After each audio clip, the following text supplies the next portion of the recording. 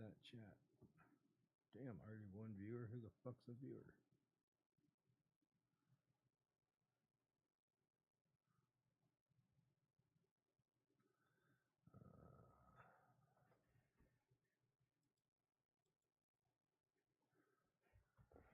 Can you guys say something real quick? Hello. Hello. All right, let me turn you guys up.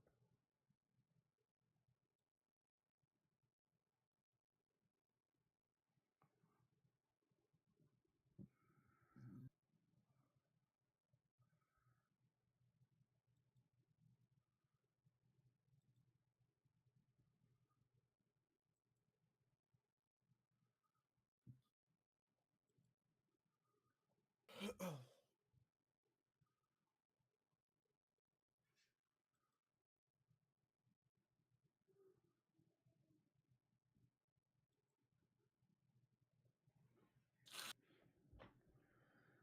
That's all good.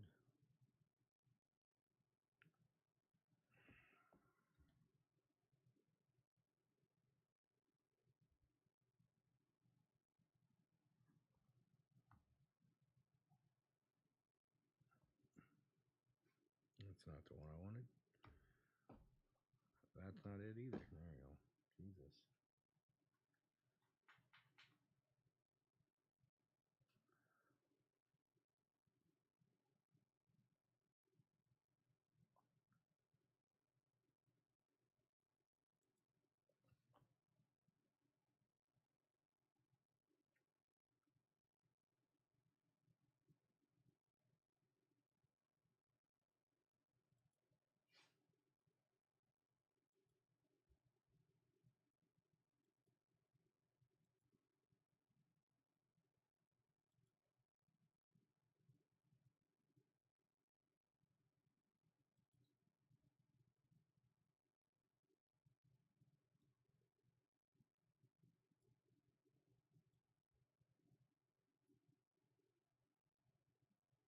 Jesus.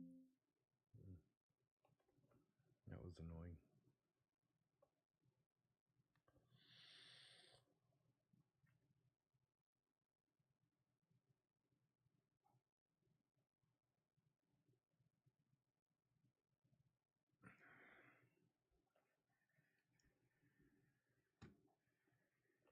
I'm curious. If I go up here and do this, there we go.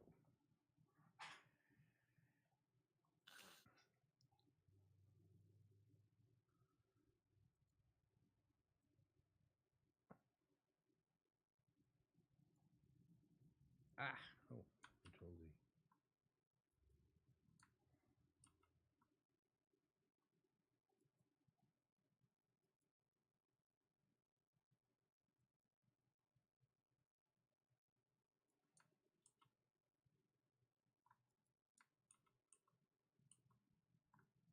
Wow, there is just all of those.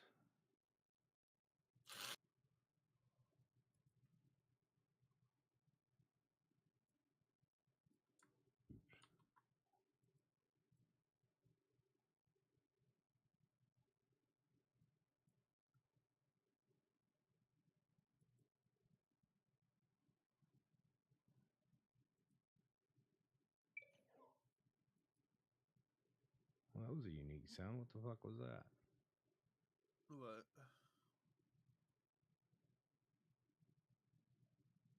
Oh, I've never heard that particular sound before.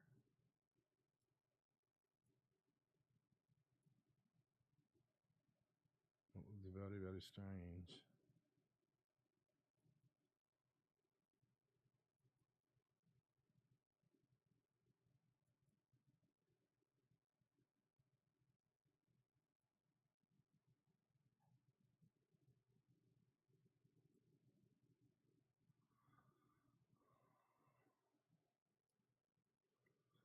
All right, we will mix that for just a What moment. up? What's going on? Not much. Oh, Not much. Exit theater mode. Has it started yet? 45 minutes, 30 minutes, no, 40, 39 minutes. Going on 20, going on 15, going. Hey, all right, now what do you give for it? What do you give it 15? Now 15 and a half, now what do you give 16, now 16, now what do you give 16 and a half, now 17.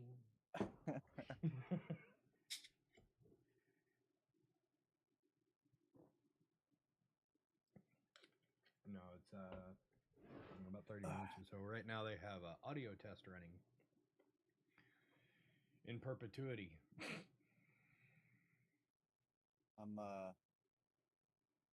I have it on the Info Runners Watch Party thing, but I guess I could just watch it on the main site. I can watch it on my stream because I'm trying to push the partner. You know, just saying. Oh, you're streaming? Yeah.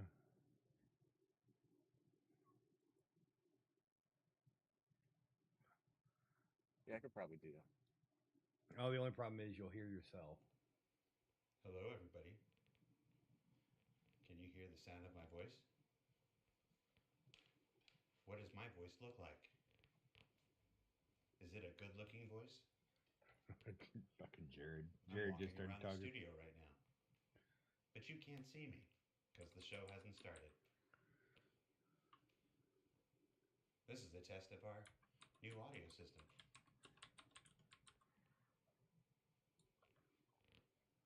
Pete's over there rocking the mics. Hi, Pete. You can't hear Pete. Only I can hear Pete. Actually, if we're being totally honest, I couldn't hear Pete either. He's being a professional and being quiet. Can you hear the sound of my voice? Can you read my mind? What's the chat saying? Mic crackles. Yes. Is that because I'm... Because of the way I got it clipped on my shirt? It's creaking. That's what... Wait there, hold on. Guard your ears, people. And do we have fuzzies to stick them on the inside of the shirts? I'm asking if we have that. Do we have that ability? Okay. Well, we'll talk about that afterwards then. So yes, you guys can all hear me. Right now we're replaying his audio test.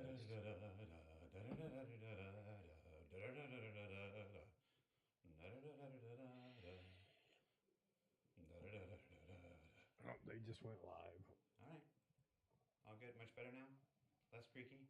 We've repositioned my microphone.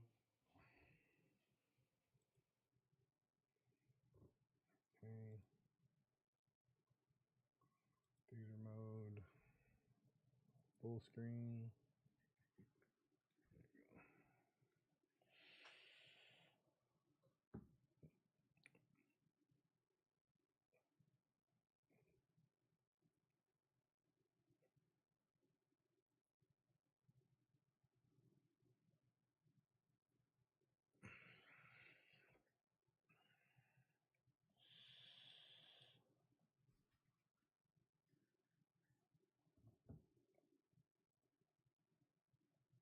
Why is their chat not showing? Oh, that's right. They don't ever leave chat turned on. For the Starcitizen stream? Yeah. I've got a chat in it. Really? Yeah, the one that just went live a minute ago. That's filling up quick. There it goes. I had it minimized.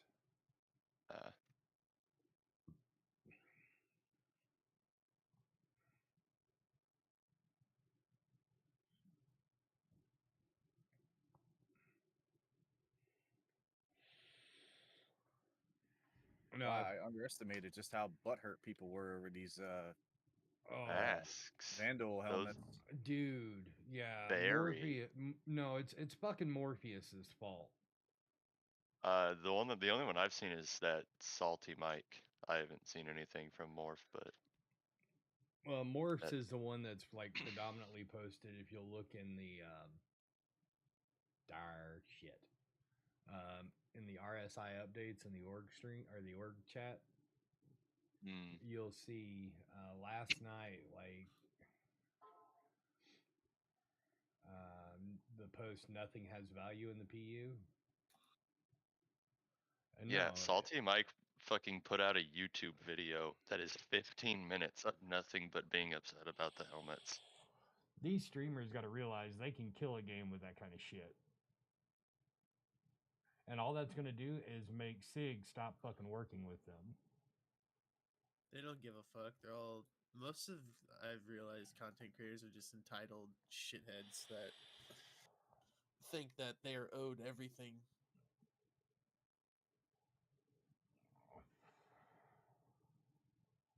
I don't know one way or other about the helmets. I don't even have one yet because Warped kept stealing them in front of me. So Wow. That is false. Uh, You were in the air. I deny these accusations Lies and wholeheartedly. slander. It's not my fault during our adventures last night that I happened to find all three. Uh-huh. This is why at this point in time is kind of why I'm glad I don't give a shit about cosmetics, because it just doesn't affect me one way or the other. Well, everybody thinks like everything you earn in the PU now is going to be worth a fortune when the game goes live, and no, it's Whatever. stuff they're giving away to test their event system. Even Also, if it's like it is, you know. I don't feel like it should be that big of a deal solely because, like, okay, yeah, these guys did do a thing for this mask, but what It's does the the mask do? it's the It looks desert cool. mirage. It's the desert mirage phenomenon there, Warped. So like people starved for content, starved for shit like that got a drop of whatever back in the day.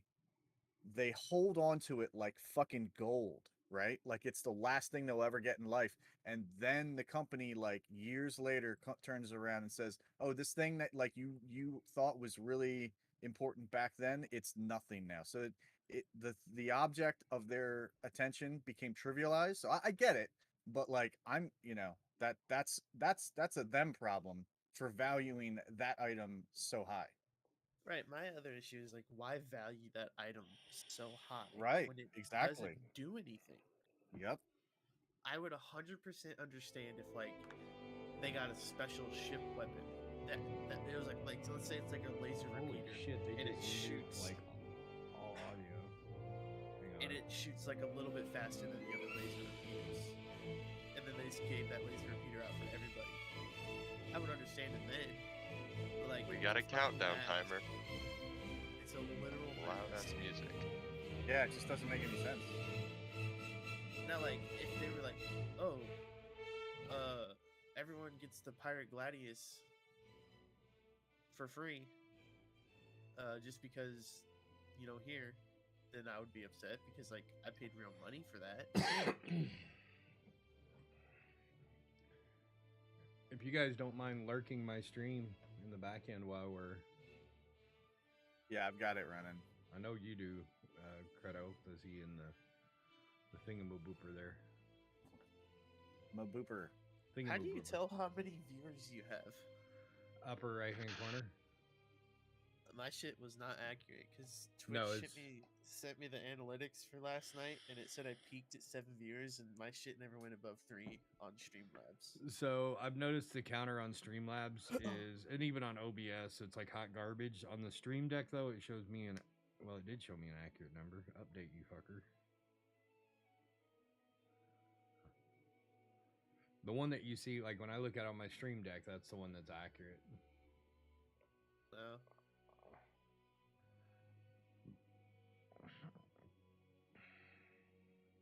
Yeah, I don't think you were here for that, Aders. I streamed last night, and there was another org that came in there. Yeah, It was, Warped like, about started a talking- fucking war. Oh yeah? And they were like kind of talking shit, like, "Oh, what the fuck are you doing? Like, are you trying to start another war? Are you trying to start a war with another org? Like, what the fuck are you doing?" Like, okay. I mean, if your ego is hurt that bad, then I mean, I guess we can play.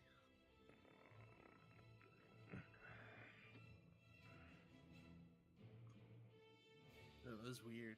It was super weird.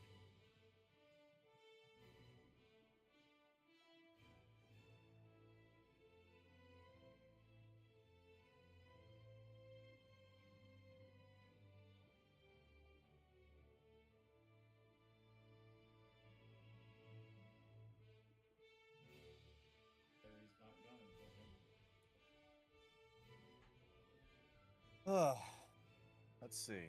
How much longer do I got? I could probably go make a sandwich or something. Yeah, you got 30 minutes. Yeah. But, Yeah. Go make a sandwich. I'll right. be back. Okay. Be here.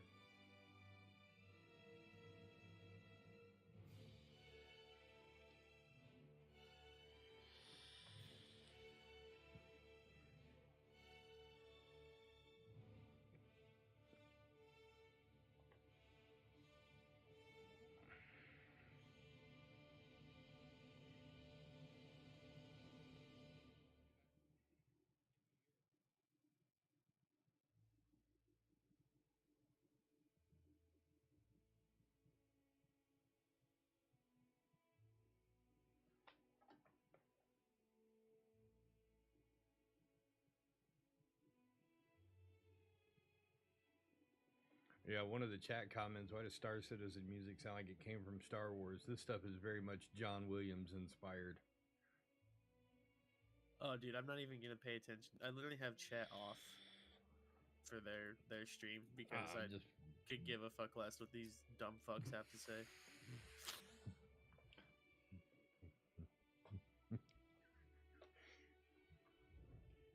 for our political commentary, non-politically correct commentary of the evening, we have Warped Souls.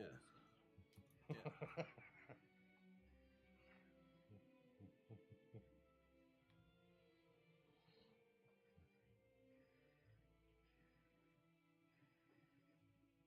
Why is that still showing Hunting Vera helmets?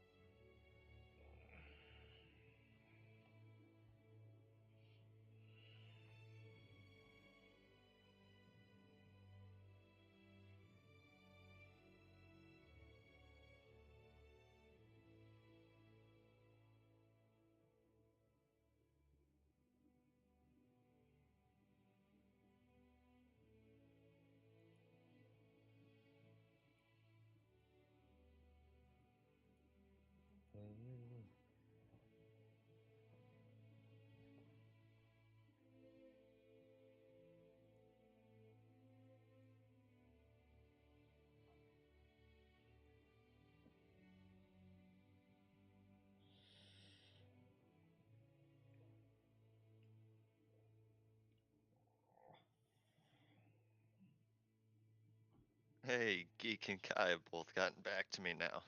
Well, they finally wake up. Nice. Yeah, evidently. That's if I go muted and shit, it's trying to finish getting my house ready, running fucking Ethernet cords all around my fucking room and set other tables and shit up right now. No worries.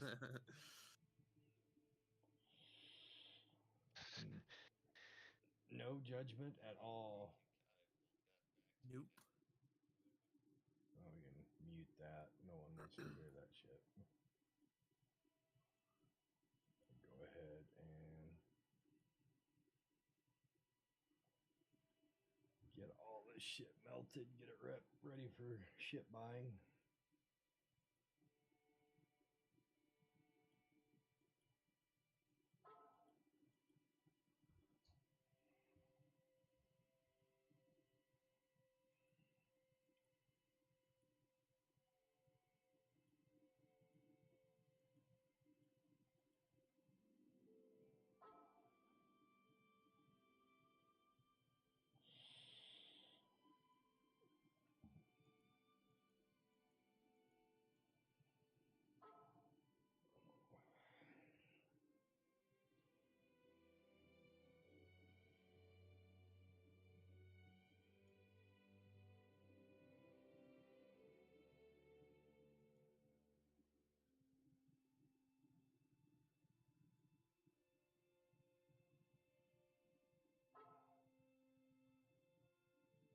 I sit here wondering why my phone's blowing up, and I forgot every time I melt something, it sends a notification on my phone. Yeah, I don't think I'm melting anything today. We'll see. I'm just melting a bunch of There's extra armor shit that I had.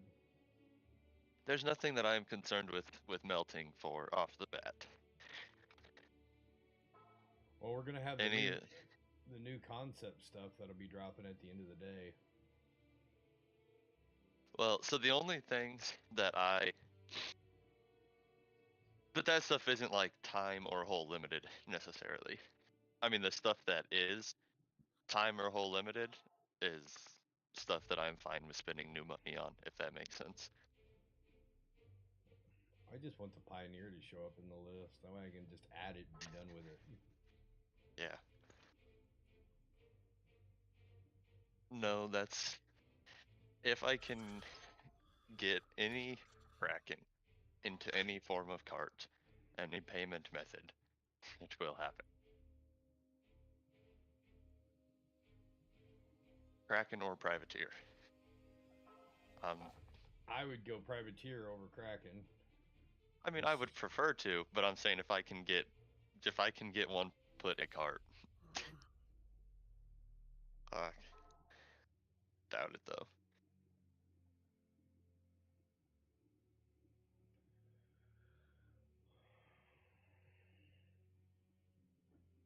But it's also like, while having a BMM, do I really need a Privateer? Yes, because the Privateer allows for black market shops, like buying and selling drugs, that kind of shit. Mm-hmm.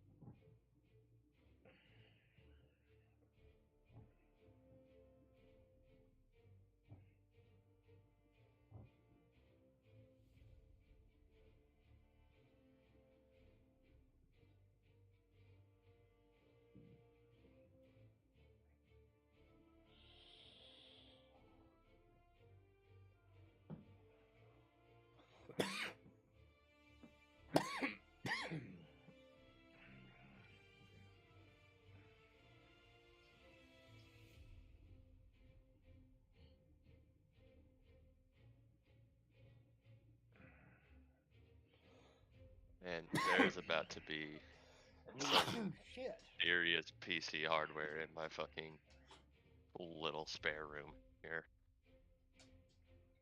This would be neat.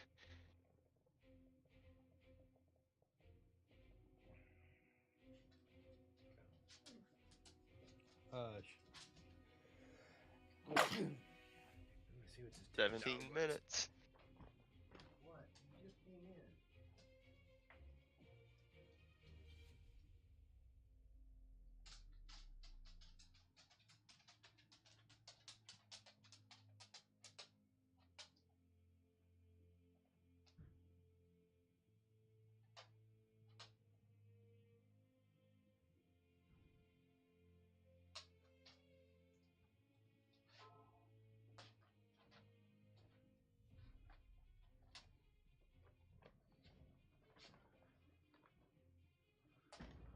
All right.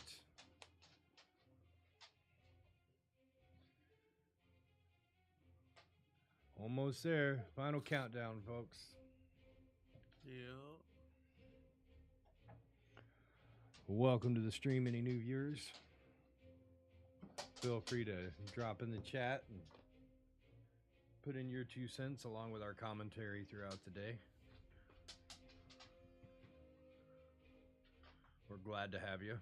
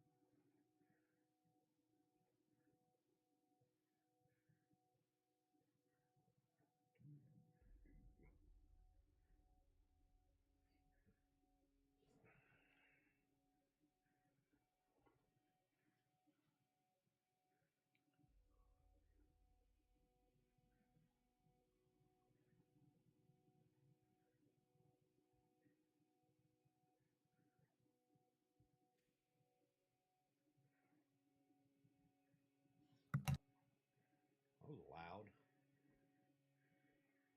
Somebody whacked their microphone. Yeah, it was me. Sorry. You're fine. You're fine, man. It's all good.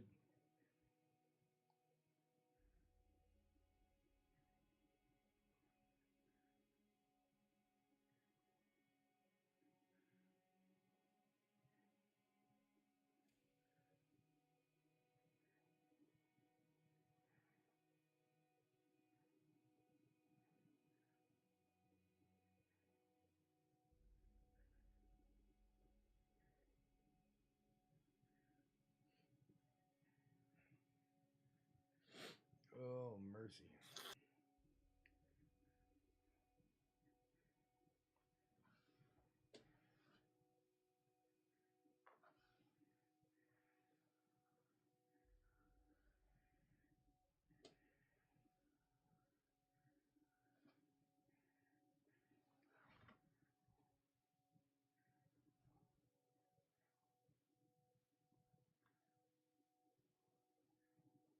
What do you think, guys? Should I do a ship giveaway today?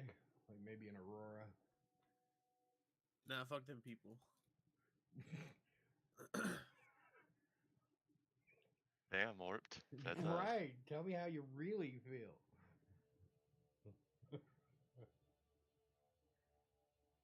I mean, I got 5 people sitting in my stream right now. Nobody's saying anything. Let me see.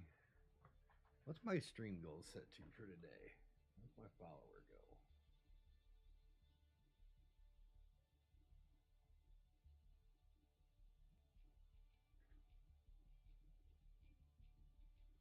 It's currently set to 500 followers.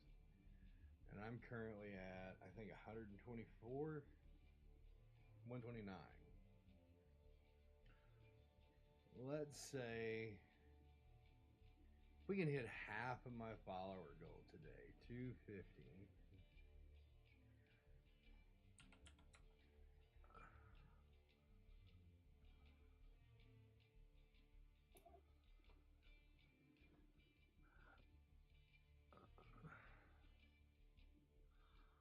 I'll give away. Let's see what's available.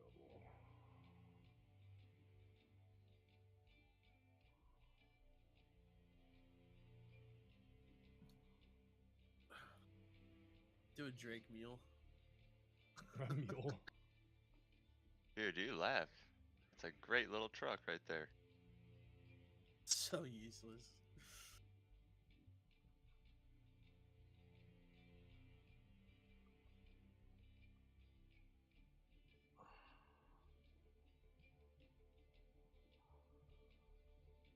Actually, I tell you what. We do 500 followers today by the end of stream.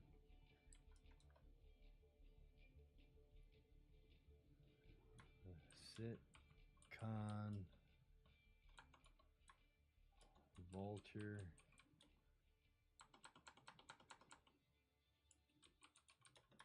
giveaway. That'll pull some people in. Vulture, eh? There you go.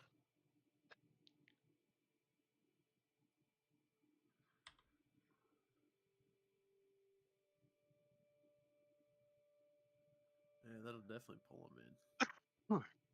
And after. What did I say, guys? That a minute ago, 129? Yeah. And 10, 8, 2022.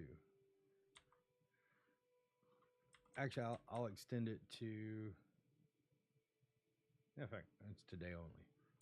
We hit 500 followers by the end of day today, by the end of the stream, because I'm going to stream probably till midnight tonight. 14-ish hours from now. Yeah. Yeah, about 14 hours.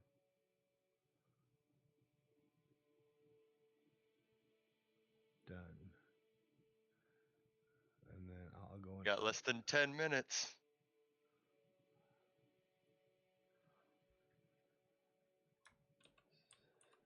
Con, stream, goal, vulture.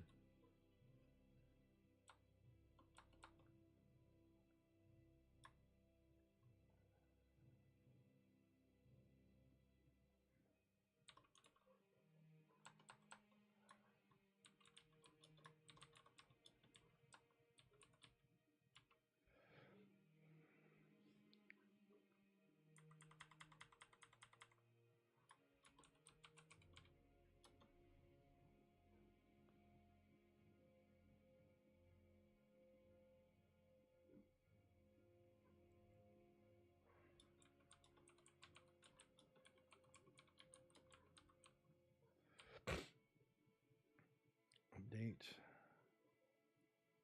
I gotta go on Twitch and set up that giveaway. Or Streamlabs.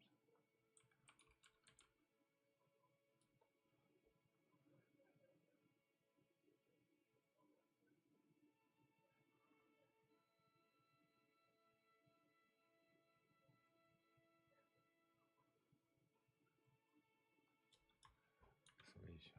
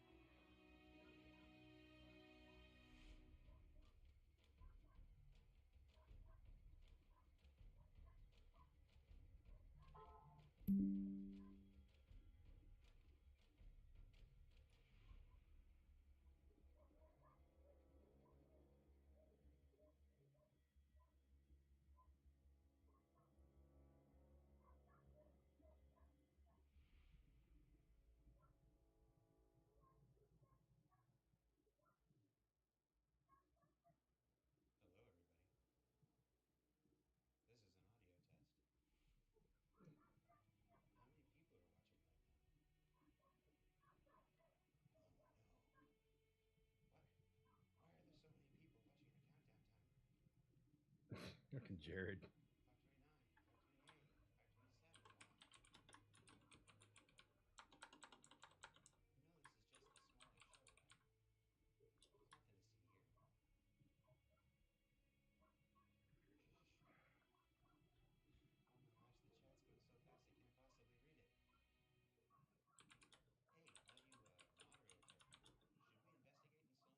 529. Upcoming. Drake Vulture for the upcoming 3.18 patch. If you're ready for CitizenCon, type John Crew in chat. Anybody who's ready for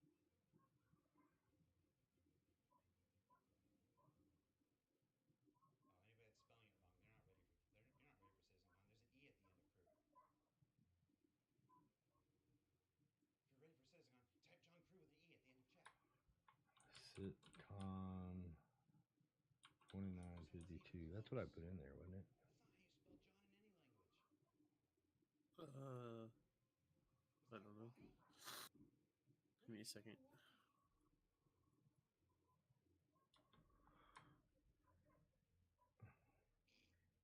drink called Innabrew?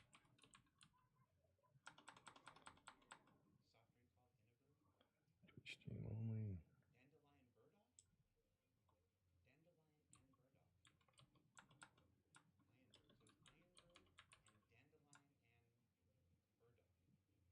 They got weird names here. Alright. That's it. Point.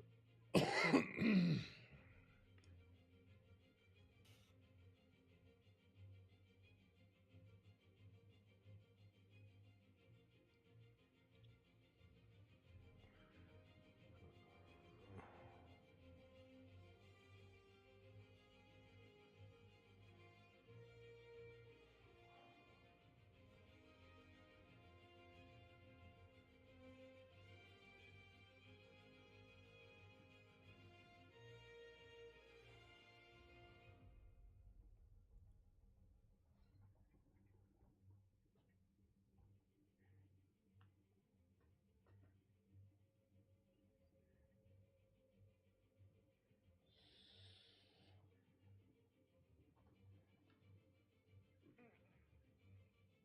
3 minutes and 40 seconds, everybody. Get ready.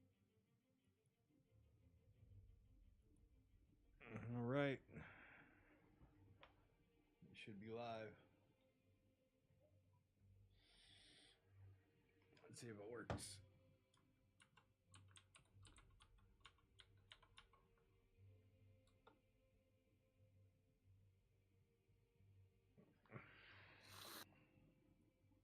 Oh, it helps if I start it. There we go.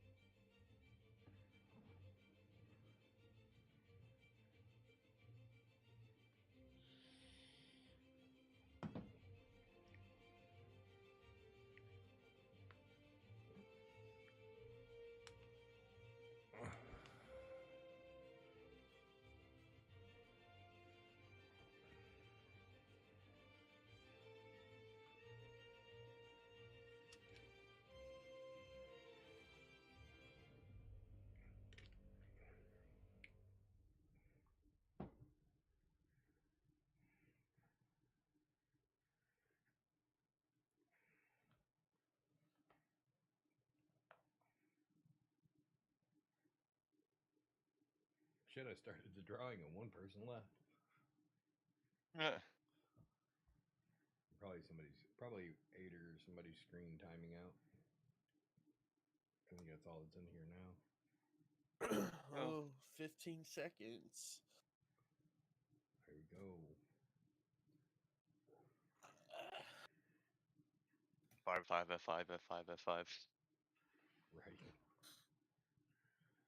You know what my favorite thing about the community is? What am I gonna say? It's gonna sound cliche, but They believe as much as we Boy. do. I love them because they continue to support us. for the only thing that's I love rewatching all the ISC. Games and I see really invested players, but they're right there with us throughout the whole process. It's unlike anything I've ever worked on. It's just the The intro. thing I really like the most about the community is how welcoming they are. To new players entering the verse for the first time, New players come every day, and I find that they're always happy to show people the ropes. I found it very wholesome. When I first did the CitizenCon, where I got to fly the Carrack, everyone was so supportive, and the cheers I got when we were flying through that wormhole was unbelievable. Their effort they put into like their creativity. Such as building a simulator inside of an entire RV or Machinimas. I love watching them on my lunch break. I enjoy watching the videos and the content. There was one recently on Twitter where it was like the 100 players entering the atmosphere that just looks really grand. I love all the memes. Some of the incredible fan art and passionate drive that you see come out of them is fantastic. How they come up with crazy ideas each and every day and surprise me. I really like all the crazy shenanigans they get up to in the PU. I can't cuss, can I? The new and exciting. All right, that was a good sandwich. Just the random stuff. Welcome back, Haters. Thank you, thank What you. kind of sandwich? Just a ham and cheese sandwich. Oh, that's nothing wrong with the Any classic. mustard? Mayo. Campfire sauce. The community by themselves. Ooh. Okay. Okay. Campfire, a little bit of ranch. Community run events. Going to Cranch. You ever had that? to meet some of the backers. Cranch? I am not aware of that. What is that? Ketchup ranch? Yeah, it Ketchup sounds like and ranch. like What? cramp. Yeah, Heinz makes all kinds of weird shit. They make mayo chup, cranch, all kinds of different shit. I might have to try that at some point. Sounds interesting. I love that. and how they're always interested in what's coming up. I especially appreciate the people who are able to keep track of dates. They, call us out. It really impacts our decision-making process for, what did we do right? What did we do wrong? It is the most rewarding thing in the entire development process.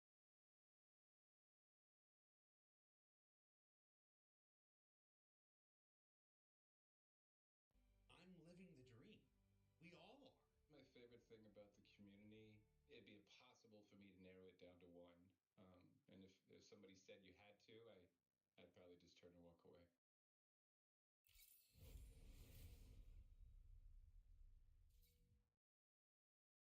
Ever since I saw Star Wars as a wide-eyed 8-year-old, I dreamt of being a hotshot pilot saving the galaxy or a lovable rogue making my way across the cosmos. It inspired me to make Wing Commander and has influenced everything I've done since then. 10 years ago, after 20 years of making games, I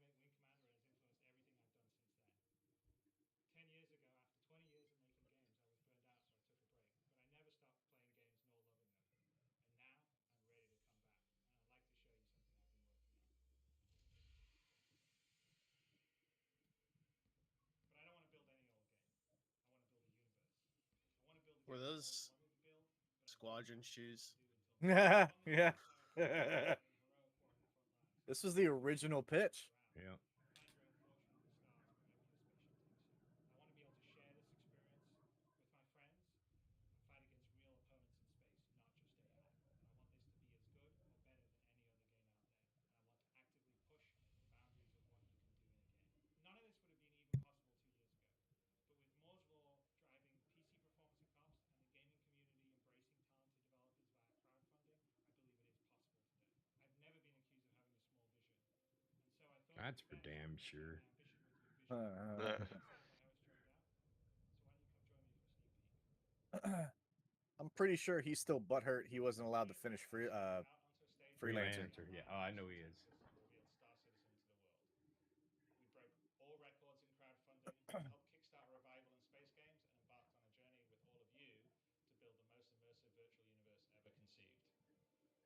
did say that I'd never been accused of having a small vision all those years ago. Every year since then, we have celebrated our anniversary with what we dubbed CitizenCon, a celebration of all of you, our community, without which we would not be here. When I made the original pitch for Star Citizen, there were no employees, no studios, and just a proof of concept demo cobbled together in CryEngine by myself, the help of a few people in their spare time. You couldn't play Star Citizen as it was an idea, not a game.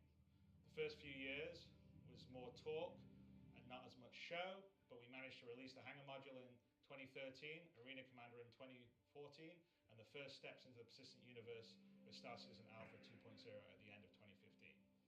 The real game changer was Star Citizen Alpha 3.0, which we released at the end of 2017, which allowed players to first set foot on fully realized and detailed moons instead of just traversing space. 2018 brought the first planet in Hurston, and from there we filled out the rest of the Stanton system from ArcCorp to Microtech and finally Crusader with its floating cloud city of Horizon last year. Today, there are just over 4 million registered accounts, with 1.7 million of them having purchased the game. And while we still have lots of features and content to build before I'm ready to consider Star Citizen done, people are playing more than ever. This year, our average daily unique players is around 50,000, and we have peaked at 130,000 several times this year. This compares with just under 10,000 back in 2017 and 32,000 last year. But the most amazing stat is the average playtime of someone that logs in 2022 is 3 hours a day. Back in 2017, this was 48 minutes, 64 minutes in 2018, and then jumping to 2 hours in 2019. From there, we've been steadily increasing. In 2022 alone, people have spent 36 million hours in the verse so far.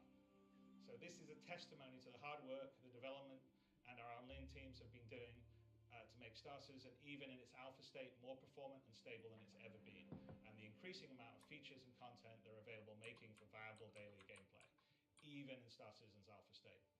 Cloud Imperium Games. What are you doing for 3 hours on average? Staff worldwide, all dedicated to building the most immersive virtual science fiction universe ever. In the next few weeks, we'll be welcoming 500 staff to their brand new studio at Manchester Goods Yard in Enterprise City. Well, that depends. Am I starting at Grim Hex or somewhere that I can leave? Oh, speaking of which, fuck, I gotta log in and go to jail. Oh, yeah, yeah. Because I wasn't able to fucking do anything. Yeah. Persistent, interactable with thousands of players online together at the visual quality of the biggest AAA games is perhaps the most ambitious goal that has ever been set off towards in gaming. Yeah, the game was like, you're done. You're done now. My dream to build a truly immersive universe, and it has only been possible by building it outside the traditional publisher system, with a direct relationship to our secret source, you, our community. The strength of the Star Citizen community is the real unwritten headline to our longevity and future. The connections and friends people have made along the way, the events organized inside the game and outside by the various orgs. This year, we've had 140 Bar Citizen events put on around the world, with some of the most recent being in China, South Korea, Singapore, Paris, and Florida. The Chinese Bar Citizen had over 300 attendees and a 5-meter-long 3D printed model of the Retribution Super Battleship from Squadron 42 built by the local community. Hopefully, next year we can return to an in-person CitizenCon, and I and the rest of the team at CIG will have the chance to spend some time with you in person. But for now, let's get the show on the road. 10 years ago, the ship I arrived on was a single-seater. Where we're going in the future, we're going to need a bigger ship. I present to you the only constant. You may have thought it was green screen, but we need something a little bigger for where we're going to entertain you and tell you about the game of the future. Here's a dedication plaque. The only constant. The only constant game This is where my money goes. Constellation. Yes, this is where all your money goes, right here. Yeah, all of it, right into Chris Roberts' fancy office. Launched October 2952, Manchester Starport. Well, I mean, of all the offices to have, what an office. Could be. Jerry. That's pretty sick. That wasn't the deal. You weren't going to be the captain of the ship. I sent an email. Is that a Connie? Phoenix? Yeah, it's supposed to replicate the Phoenix. Quite a nice little setup here, isn't it? Yeah, it's supposed to be the Phoenix. Fuck Where's yeah. the hot tub? Do something, get you over to the UK. The other side. Behind the cameraman. So what do you have? Well, let's do a science fiction drink. Can you do a Pangalactic Gargle Blaster? Pangalactic Gargle Blaster. No, I can do this really dry martini that we had pre-prepared before shooting. No. Hey, it's our first show. We gotta start small. Such.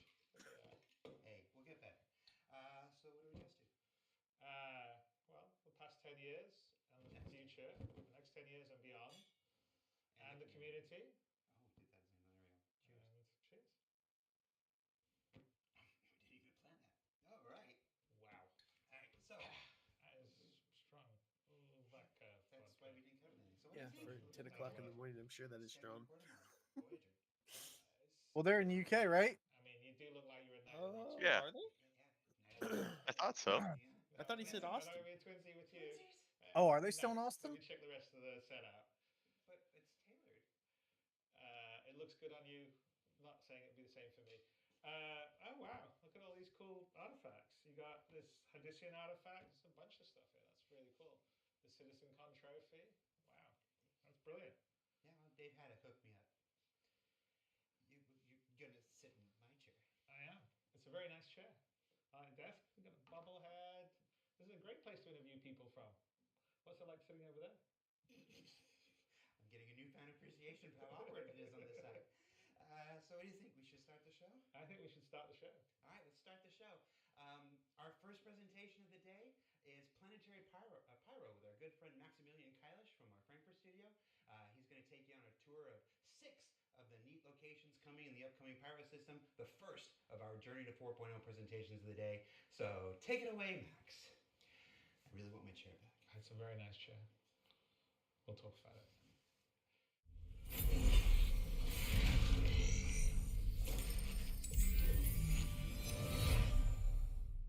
My name is Max. I'm here on behalf of the Planet Content team today. I'm a senior environment artist and I want to show you some of the cool stuff that we worked on in the last 2 years. Ooh, look into Pyro. Here we go. And I think that's Jared's new So I set have for Pyro his 1 show. open already. Probably. It's live Yeah, that's in what it engine. looked But it sounds like that's This cool. is like the current version of Pyro, so we're still He's going gonna to do like a polish Johnny pass on it, Carson so not everything style is fucking show. done, but we still wanted to show you what we have so far. So the idea behind Pyro 1 is that it gets hit by solar flares like repeatedly. We got some concept art from the concept art team, and the way that they visualized these solar flare hits was like glowing marks and streaks all over the planet. Unfortunately, the tech for the glowing part of it is still being worked on, so we had to make do with what we could use. So it's not glowing, but you can still see a lot of the blue coming in. Yeah, as you can see, Pyro 1 already has some volumetric clouds. Not all of the Pyro planets have their volumetric clouds yet. So let's jump to one of the blue spots on the planet. I just tweaked like the sun position a little bit to make it look a bit nicer. And then you can see why it's blue. We added like tons of these crystals to Pyro 1. We've used crystals before on Wala, but I think we were a bit too we played it a bit too safe on Wala. I think we only put like crystals as ground cover assets.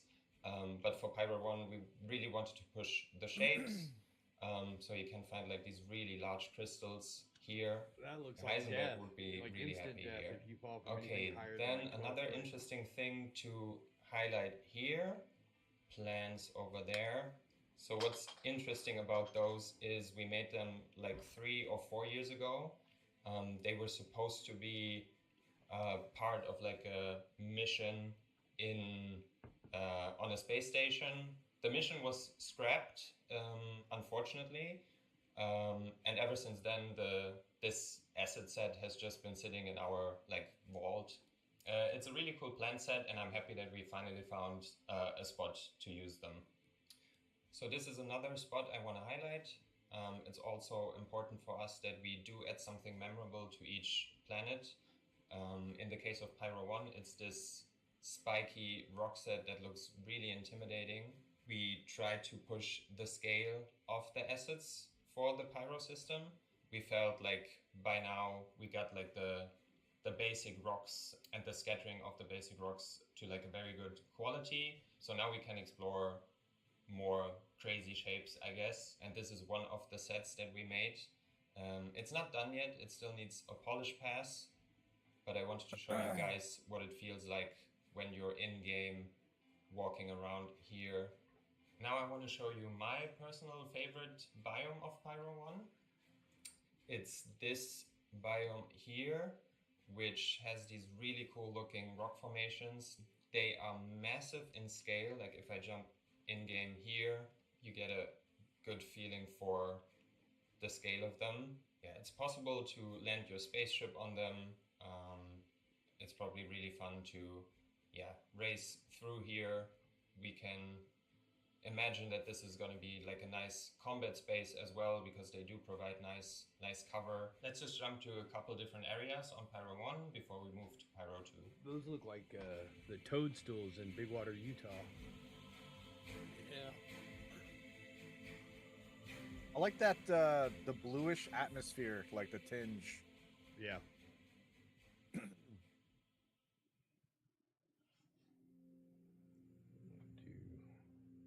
So now we're on Pyro 2. In comparison to Pyro 1, you can immediately see the planet is like way more colorful. There's more variation in the use and values of the colors. We have like browns and like bone white spots, some red, and it's all contrasted by like a blue clear ocean. So Pyro 2 doesn't have. They've had enough time, goddammit. No more excuses. It will be there at release. So now I jump to one of the biomes of Pyro 2. What I want to highlight here I'll be right back. is the improvements that we made to how assets spawn on the side of fucking mountains. Arizona. That was something that was always quite challenging for us to do, to have some I like that a lot. from I want to low fly there. to the geometry, and then also have like I want to blow up on those in a cliffs. natural way. Oh yeah, now I could eat that mountainside. It's not quite there yet. There are still improvements planned for it, but I think in comparison to what we had before, this is a big step forward. Also, what you might see is the drawing distance of assets has been greatly improved.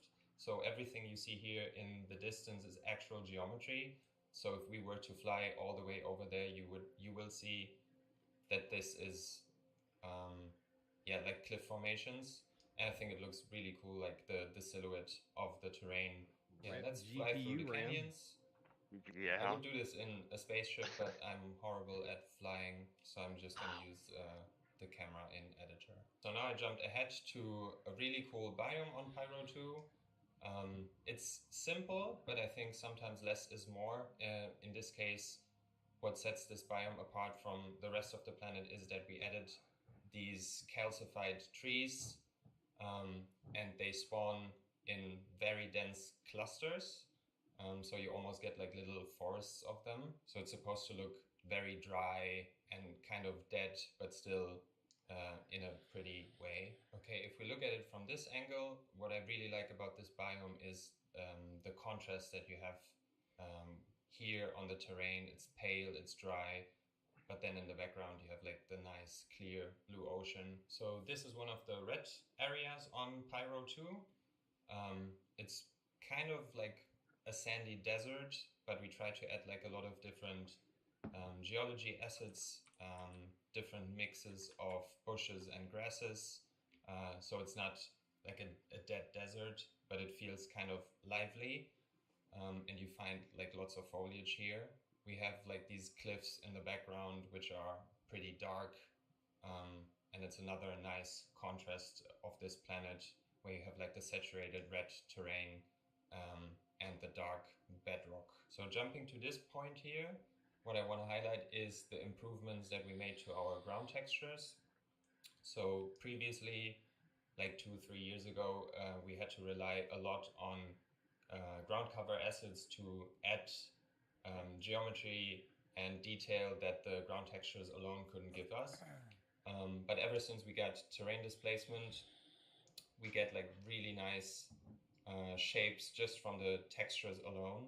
And then if you combine it with ground cover assets, the result is really successful, how things blend together and the amount of detail that you see on the ground.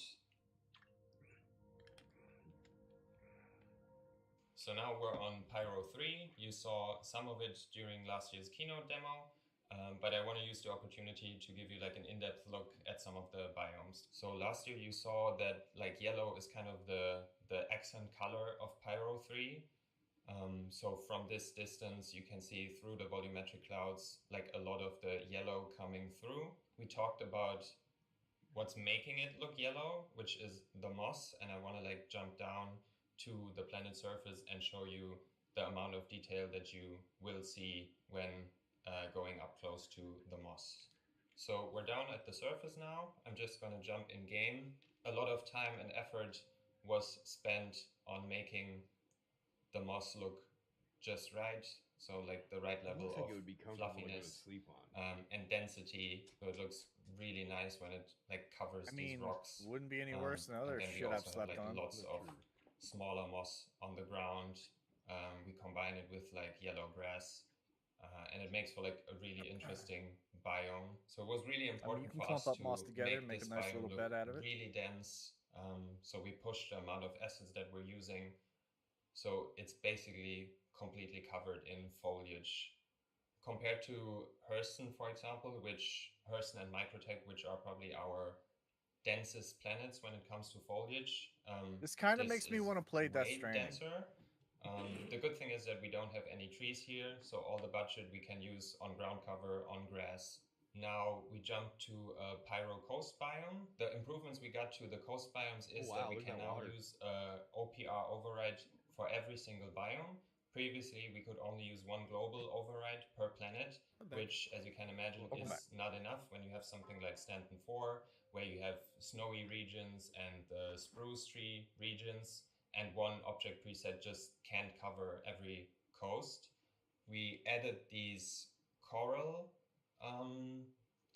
like coral geology set, to have some of the yellow also along the coast. So you see here, we always have like a little bit of yellow coming through, and eventually it transitions into the nice mossy areas. Previously, when we made coast object presets, we played it a bit safe and only used 1 or 2 acid sets.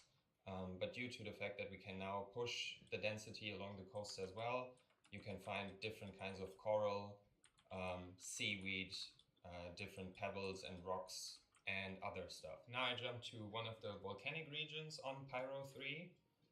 You might not expect to find vegetation here, but we did add a little bit of vegetation to this region to make it a bit more interesting. What I want to highlight here is the quality bar that we set for ourselves when it comes to improving the look of our vegetation.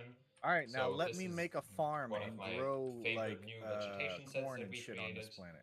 You can see probably the amount of I see detail enough on corn. display. It's Here probably we have like nice little flowers and fine. We can. Well, these, no, like, there's a lot of wheat nuts or grown in whatever, like Nebraska too. pods. And it's just like It's a really mostly cool beans and acid corn. set.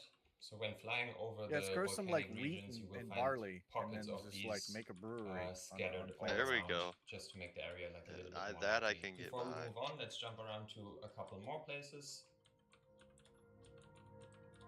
That looks cool. Oh yeah. I like that a lot.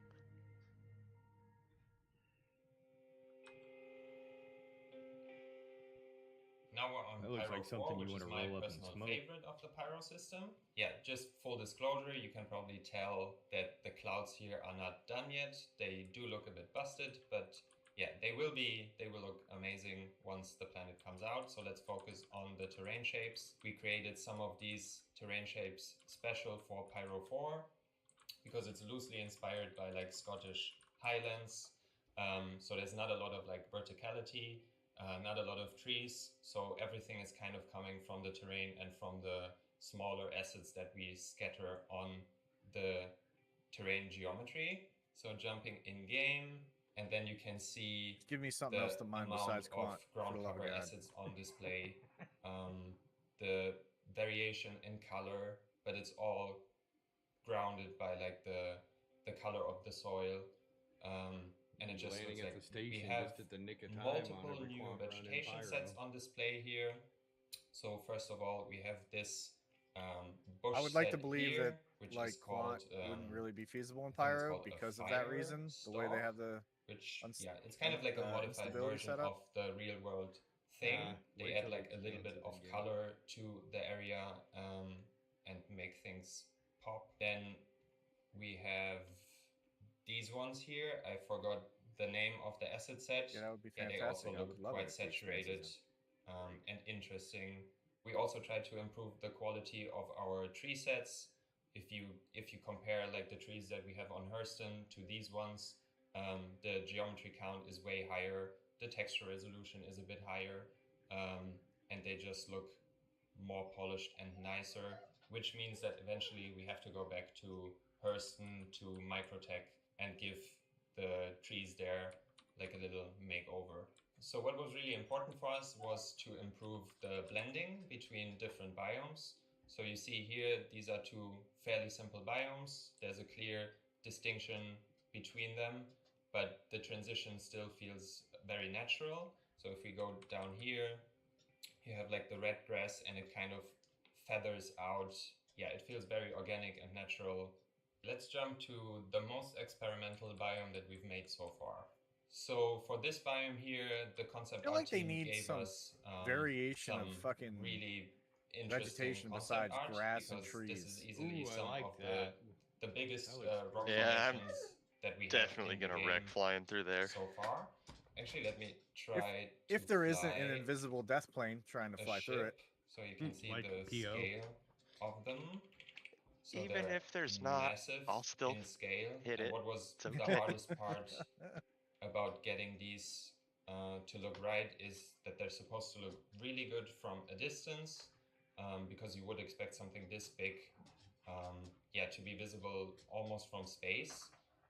But then the tricky thing is also to make them look good when you're standing up close to them. Let me jump in game so you see how big these rocks actually are. So they are massive in scale. You can probably land your spaceship on them and walk on them, and they make you feel like really small. But I think it's a really good visual that you have these like dark gray rocks against the crimson of the soil and the grass. So here's a little happy accident where we have the volumetric clouds covering the terrain.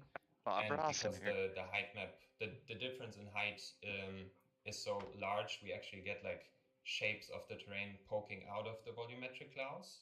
Yeah, you can probably spot some of the tiling issues that we have here, which is something that we still need to look at. But like I said before, this is still work in progress.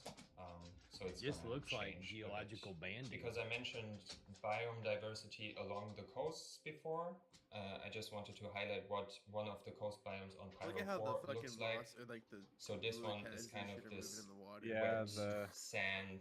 vegetation on the We water. scattered It's some pretty of cool. the seaweed, some of these lava plates, and some of these pebbles. And then we also get like nice seaweed moving with the waves of the ocean. One interesting thing on Pyro 4 is that we have a massive crater region. On other planets we have individual craters which are a whole height map, or like 3-4 smaller craters on one height map, but this is actually multiple height maps forming one large crater, and you can see it all the way out in space. Like this whole region is one It's cool. big crater, so it's a mix of like I do the like global that. That's displacement, texture, and then the height maps of the ecosystems spawning on top. Plus the volumetric clouds make it look really epic here. Now we've flown down to the surface of the crater. We wanted this to feel very... What this tells me is that whenever they have very distinctive planetary features like that, so we have these I can't help but feel like ores are going to fight fantasy over those just for, forest-looking trees, for base locations. which look more than kind of others for obvious creepy. reasons. Then we bring some of the red grass back from the previous biome. We go down to the surface of the crater. You can see that we added this dark forest looking tree set, some creepy shapes, I'm watching the wrong some feed. I need to minimize that. moist looking ground cover assets. You're a few seconds and behind. this whole area is supposed to make you feel a bit uneasy. It's supposed to be hostile, and it's not safe without your suit on. So far we looked at 4 of the Pyro planets, so let's switch it up and look at one of the moons. This one is Pyro 5C. Similar to Pyro 4, you can see that it has a landmark that you can see from space. In this case, it's not a crater, but it's like a long streak of slick obsidian. So let's fly down to the surface of the streak and have a look what it looks like from up close. Again, we start with like the global height map where there's like a little bit of a bump up, and then it goes down to form the crack, and then we scatter the ecosystem height maps on top to get the look that we want. So if we go down here, you can see we start with like flatland shapes, some smaller craters, and then it transitions into like these quite spiky looking mountain formations. And then down here, they feather into like these longer ridges of bedrock before it becomes smooth down here. And if we jump to this point, which is a really cool spot because like the sun just hits the obsidian in the right way and everything looks like nice and shiny. You can see here that the ground looks quite different from other planets. So instead of soil, it almost looks artificial in a way. Acid-wise, we're using one of our obsidian sets that you can also find on Stanton 4. This one got a bit of an update, a bit of polish, so we improved the shapes, different textures just to make it look extra cool, like the way the sunlight I am a rehabilitated hits, citizen. these surfaces. Nice. To make this area a bit more interesting, we decided to add some of these white, light gray shrubs, just Promise so I the won't area ever do doesn't anything feel bad too again. samey. And it's always nice to have Yeah. like the occasional pocket of vegetation. To set the obsidian biome apart from the rest of the planet, we went with the opposite route for these biomes here. So instead of being shiny and slick, they are more dry, covered in dry sand. The vegetation is dry. We added some of these spiky shapes to add some verticality to the scattering. But yeah, outside the obsidian crack, this is what you will find on the planet most of the time. So this go-to point I picked to show some of the subtle color that we added to Pyro 5C. So the obsidian crack is like kind of just dark gray, black. The desert I just showed is also light gray. So we felt this needed a bit of a color breakup. So we added some of these red hues to the occasional biome. It's very rocky. You also find the red sand on the rocks from the biome accumulation, and it looks really nice how the red creeps up into the crevices of the height maps in the background. We're going to end our showcase today on Pyro 6. Pyro 6 has a very interesting color palette. Like I really like the yellows and the pale beige tones of the terrain. And then you have another blue ocean. As you can see, the terrain is kind of ridden by craters, and we get these really cool shapes where the ocean fills in those craters. If we jump all the way down to the edge of one of those craters, so now we're at the edge of one of those craters. I'm jumping in game right now just to show you what it feels like walking along here. You can see that we added some dramatic looking coral shapes, and then eventually you walk down here towards one of those craters that's filled with water. We have a couple of floating meshes here on the left. This is still work in progress. So one of us, probably me, has to go in and adjust the settings of the spawning here, and then we're right at the edge. And I really like the color of the water and how it looks against the backdrop of the white chalky terrain. Then over here, I want to introduce you to our human scale ref mesh. I fucking hate this new His Steam name login. is Rüdiger. This fucking. And he's it's super helpful when we set up object dog shit. presets, because you can immediately see how the scale of assets feel when you have him in situation. Did they Like he change adds it context to the scene. Yeah, He just spawns the login screen every is all time different. that Like the object preset UI is spawns, changed. and yeah, it like he lets helps me us, log in only half the find time I right try. values It's fucking ridiculous. when it comes to the scale of our assets. In general, this biome here is another good example of how our ground textures work together with the assets that we put on top. So the transition is really nice from this ground texture to this one. And then we have like the same rock set on both of them. And it makes for like a nice amount of detail on the ground. Then occasionally we spawn some of these spider looking ground cover meshes. So this spot here is really nice because you get like the particles, the monochromatic terrain, the assets, and it's all against the backdrop of the skybox of the pyro system, which is red. Then we get like some really cool looking sunbeams coming through the volumetric clouds here. And then if I turn the sun and we make this dark and I jump in game, you can see how drastically the skybox impacts the lighting when you're on the dark side of the planet.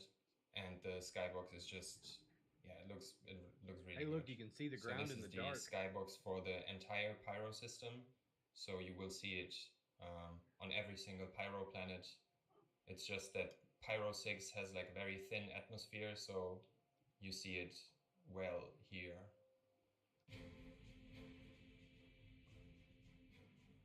I'm happy to have had this opportunity to show you guys the work that we did in the last 2 years. I'm super excited to see you guys explore the Pyro system for the first time, to hear your feedback. There's still work that we have to do, but I hope that you are even more excited than before after seeing what I showed you today.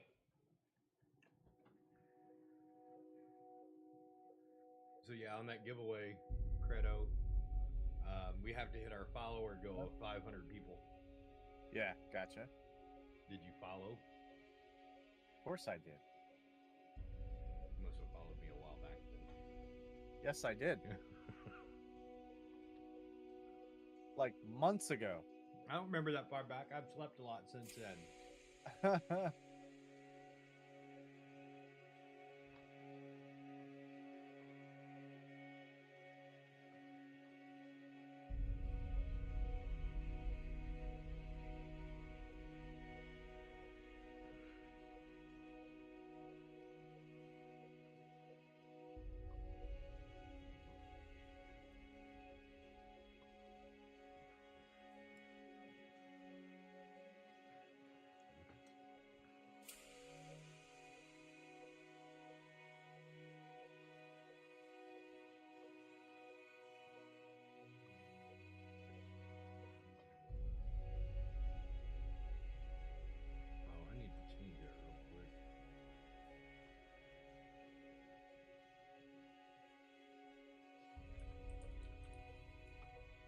Hey, Warped.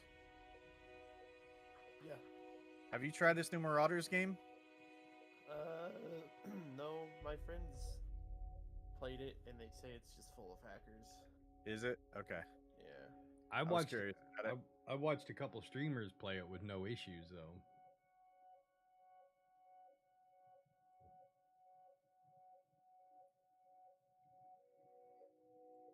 I was just curious if any of you guys tried it. You know, what you thought about it. I haven't tried it yet. I was thinking about it. It looks fun. but it looks like it's one of those games where it's a lot more fun with a group of people than solo. Right.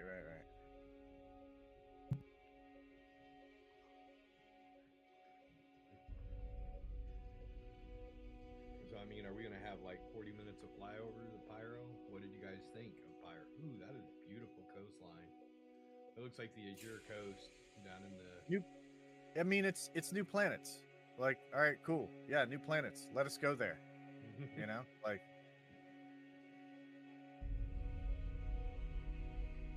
But this isn't the first time they've showed some of this stuff either, so... No, it's not.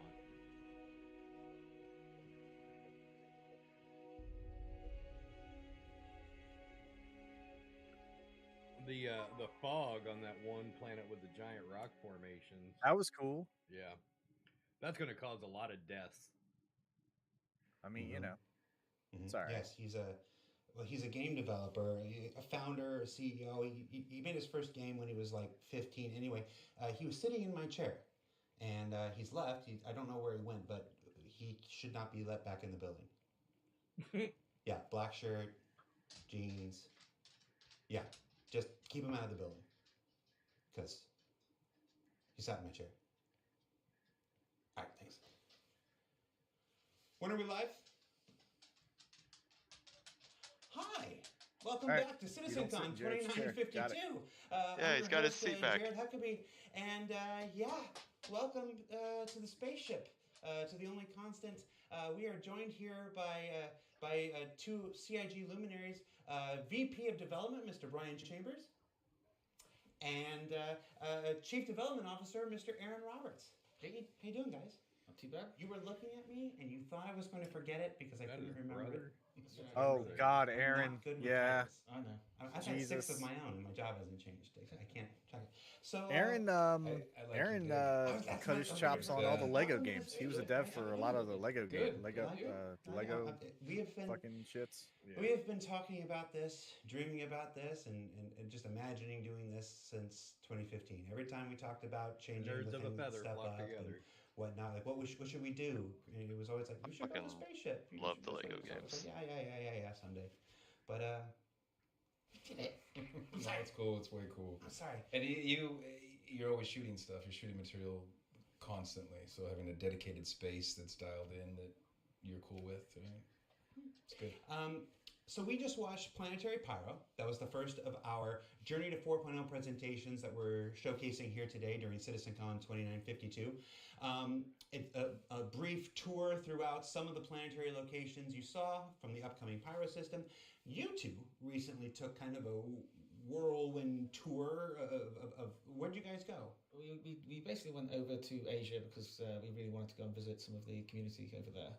And so it was actually quite a lot of fun for us, and actually a great experience in terms of learning a lot about the community over there and what they're like and all that kind of stuff. And so it's actually one of the better trips I've been on, and really enjoyed it. Got to meet fantastic people in the events everywhere we went, and so it was really good, and really educational for me actually. Yeah, same. We were first It's went kind to of Korea, bothering me that they're both had a nice sitting bar the citizen exact out same there, way. hung out with people. Yeah. Great food, great fun They're robots, stories. they're not real. While we were in Korea, we did a live stream into the China Bar Citizen that was happening at the same time.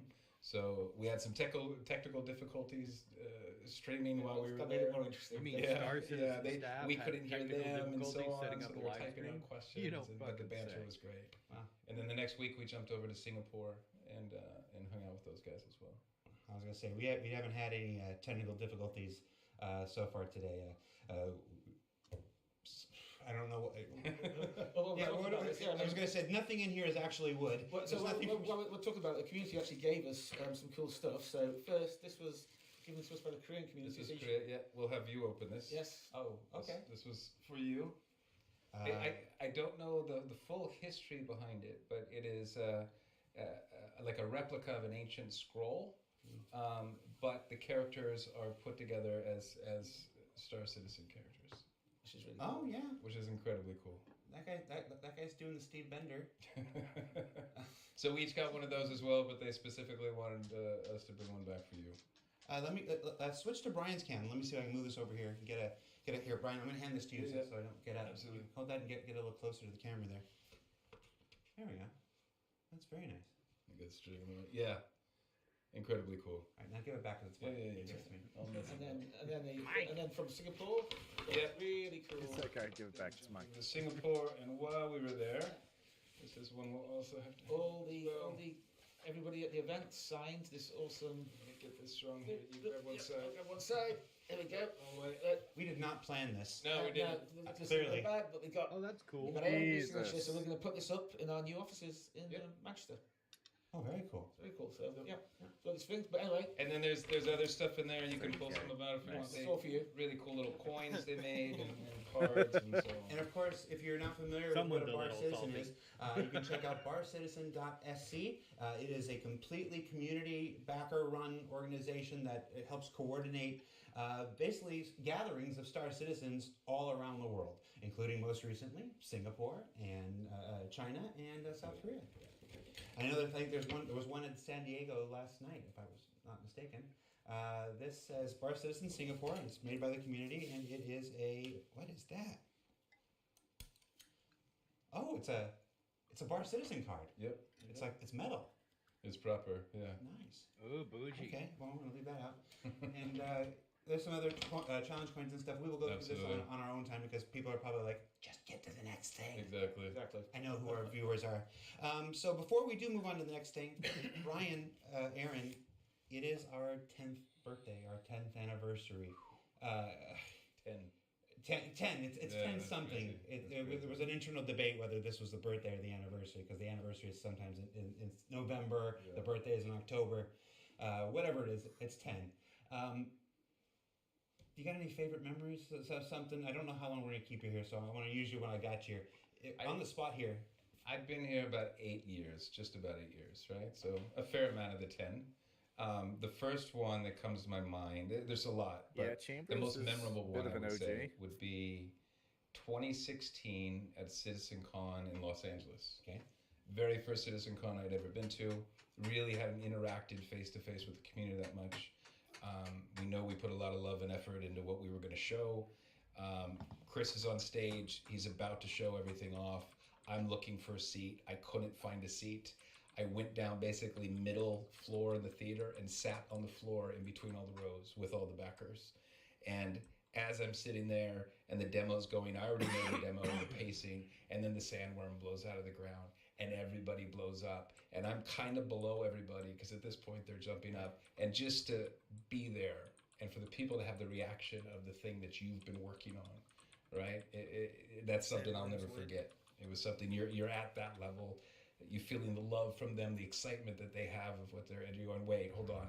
I'm used to working in companies where we hold our stuff for 2, 3, 5 years without showing. Give Sandworm now. So you have this opportunity to show this off, and you get this feedback, and it was my first basically interaction with community on a face-to-face basis. It was really cool. Very cool. I was there at that time. I'm pretty sure we were sitting on the floor together. Fuck it, just turn all your planets into voxels and let us blow them all up. A lot of it's what Brian just said. I mean, the thing I always love to do and like to do, and you know, haven't been able to do in the last couple of years for obvious reasons, is actually just whenever the event's going on, I hate being backstage, so I literally just go and find. I like to go out amongst everybody and just sit there and watch the whole, watch the event and watch everybody's reactions to it, which is always a lot of fun.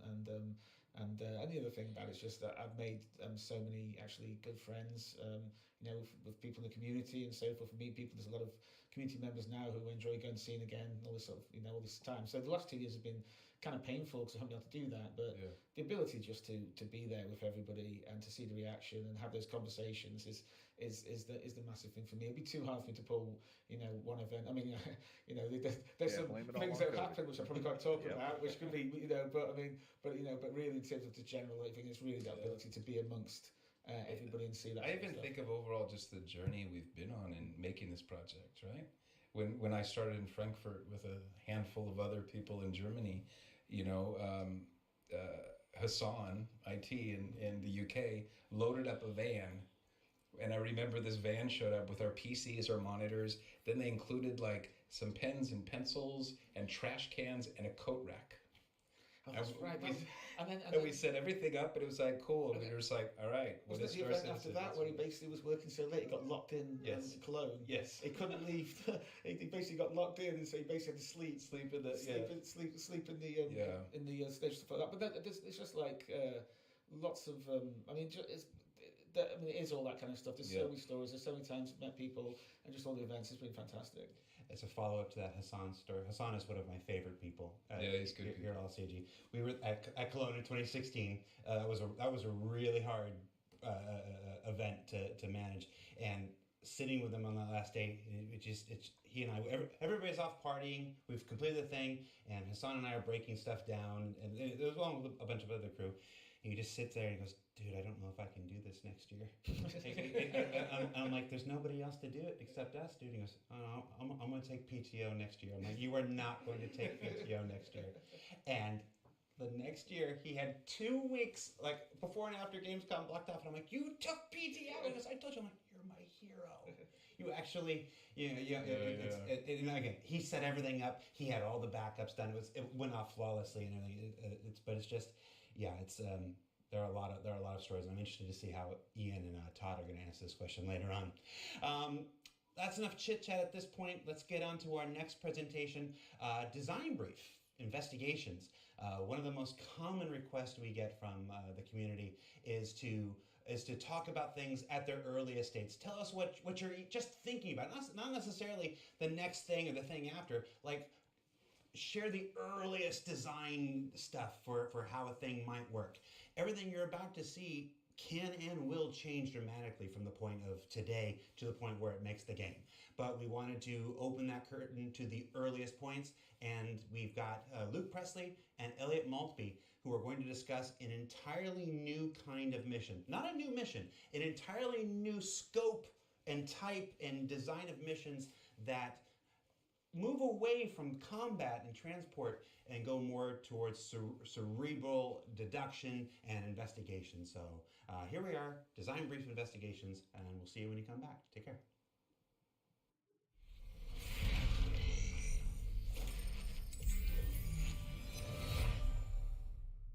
Hi, my name's Elliot Maltby. I'm a principal systems designer.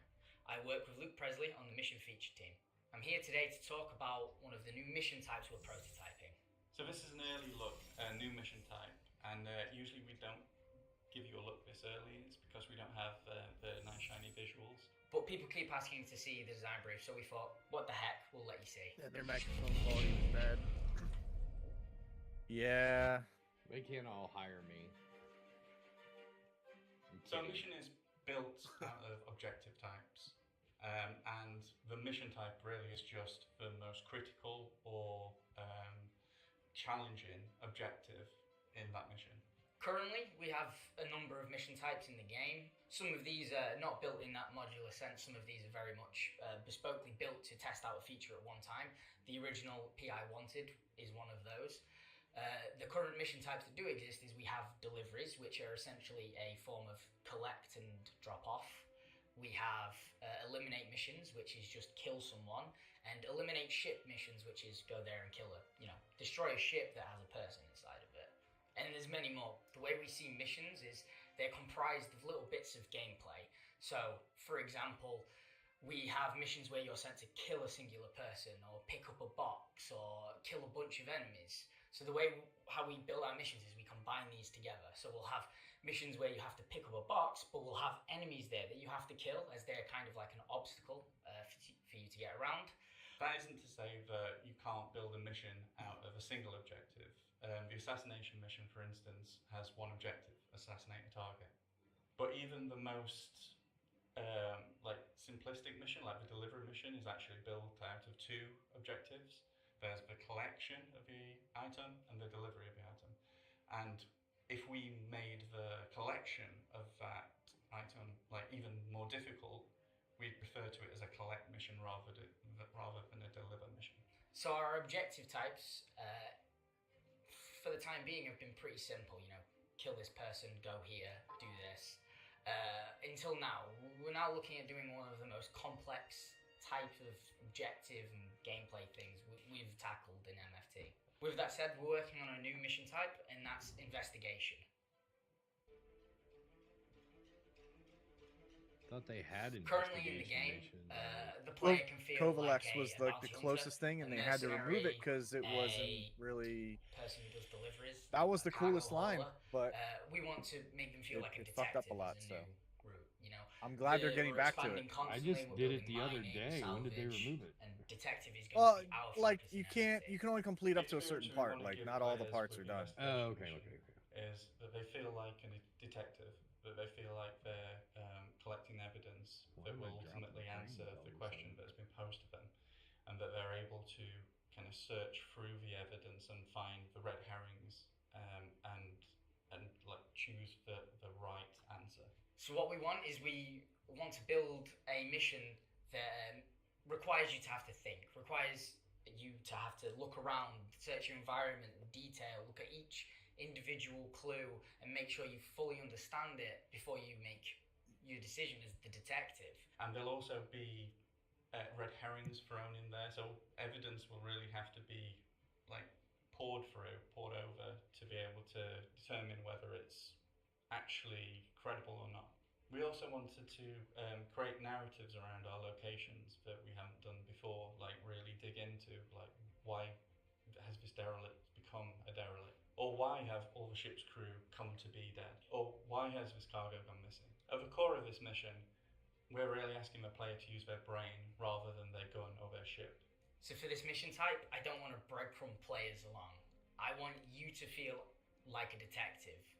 I will give you a story, I will give you little bits of clues, and you have to make up this full sort of painting and decide exactly what has happened here.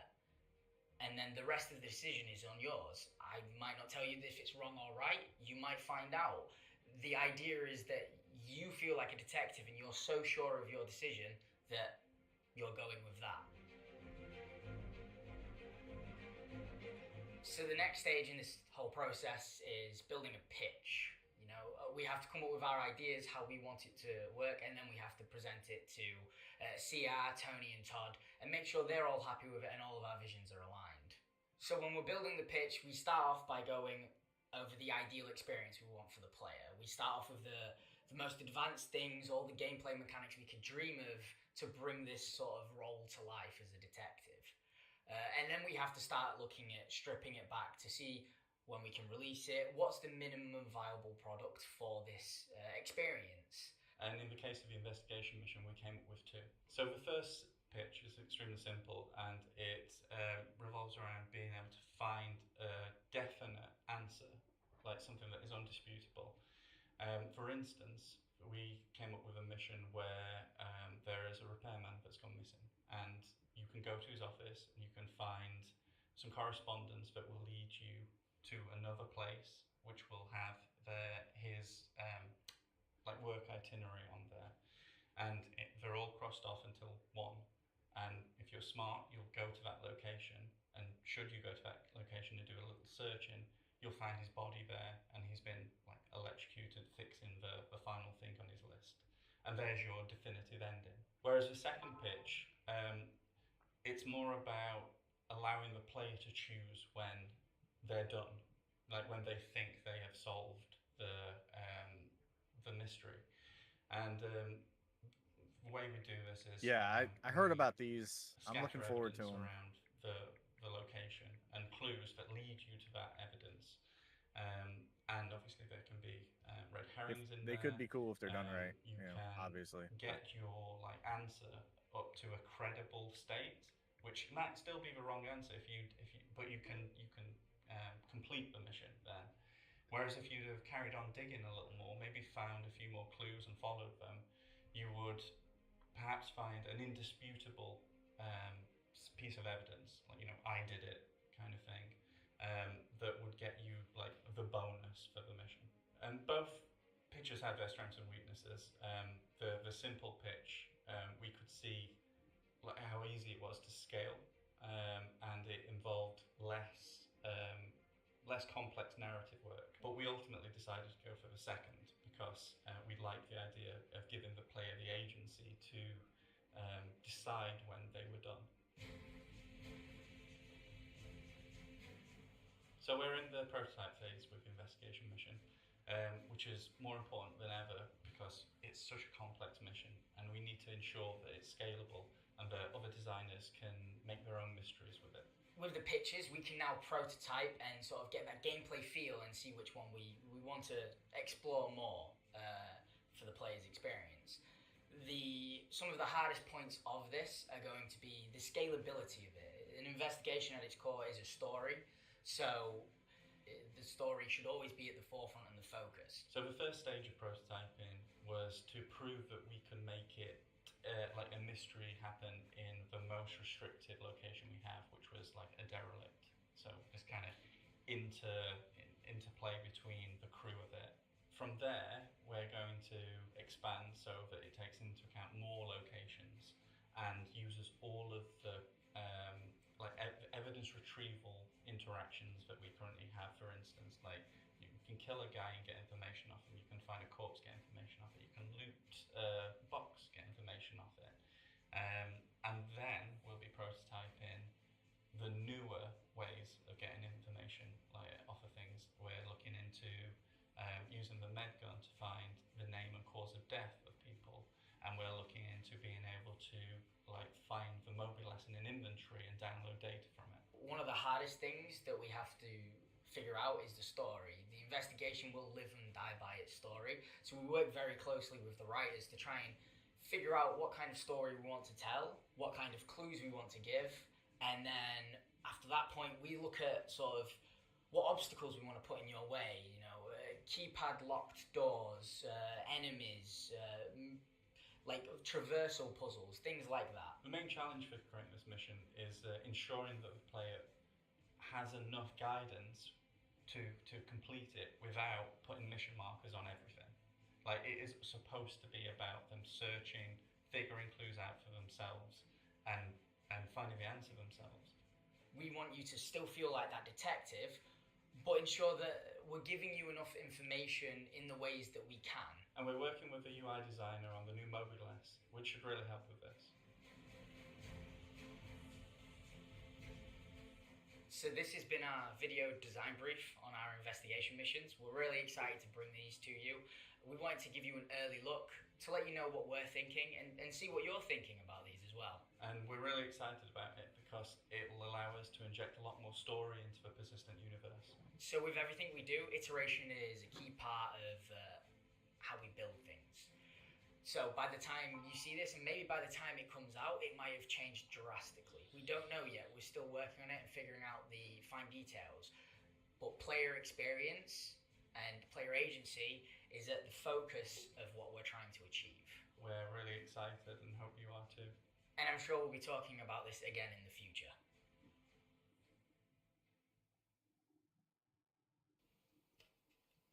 And that was Design Brief Investigations. Joining us here, and the only constant to follow up on that, is Starcitizen Live Game Director, Mr. Todd Pappy, and Starcitizen Narrative Director, Mr. Dave Haddock.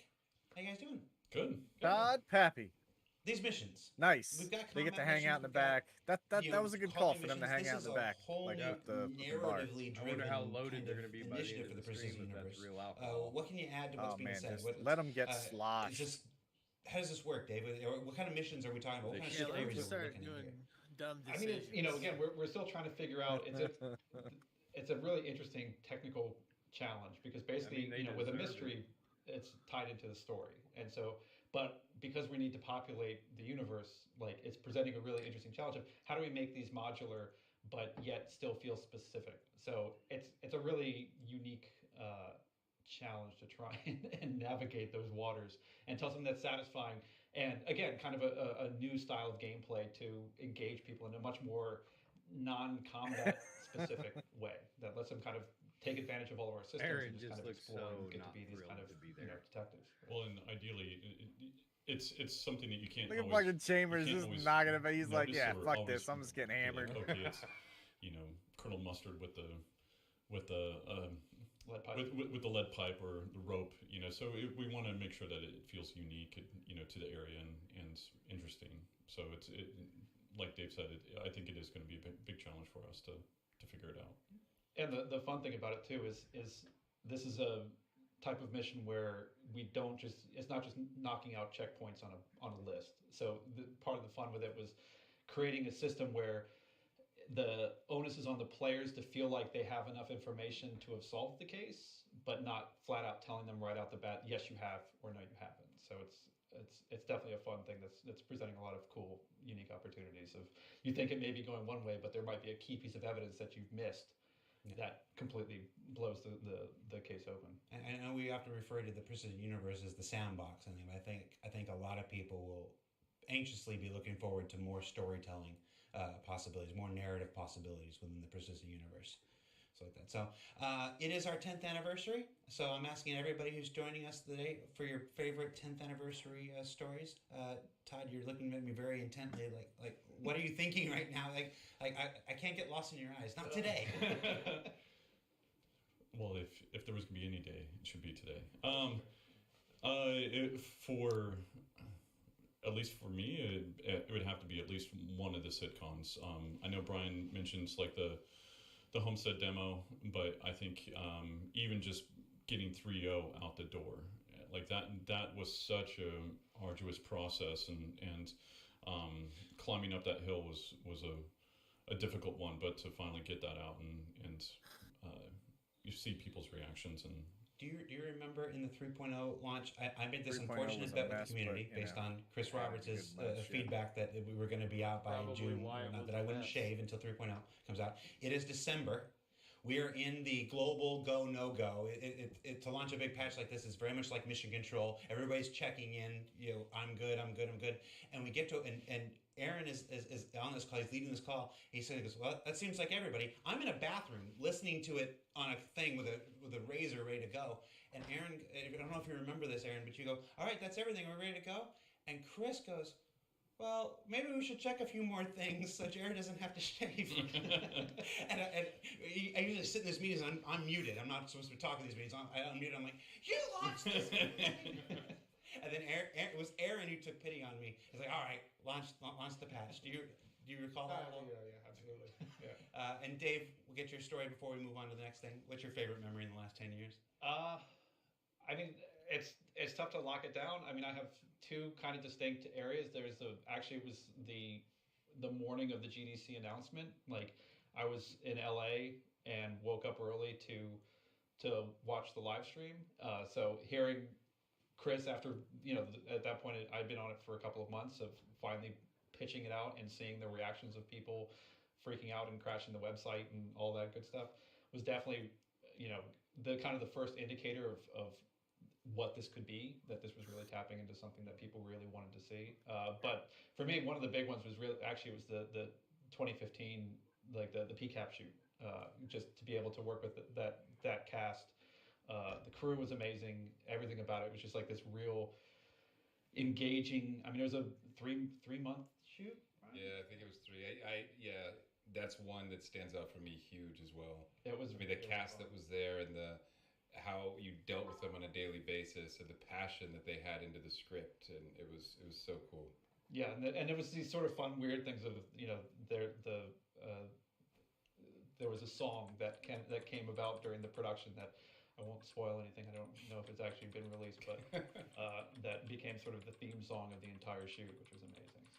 So Xylo's blowing up my phone saying we need to hurry it up. So I don't know what that means so much, but just letting you know. All right, bring it back to me. All right. So thank you so much, Todd and Dave. It's time to move on to our next Journey to 4.0 presentation, The New Underground, where we explore what you think you know about underground facilities, and then explode the them new in underground, a whole new way. So check it out. New bunkers, new everything. Right.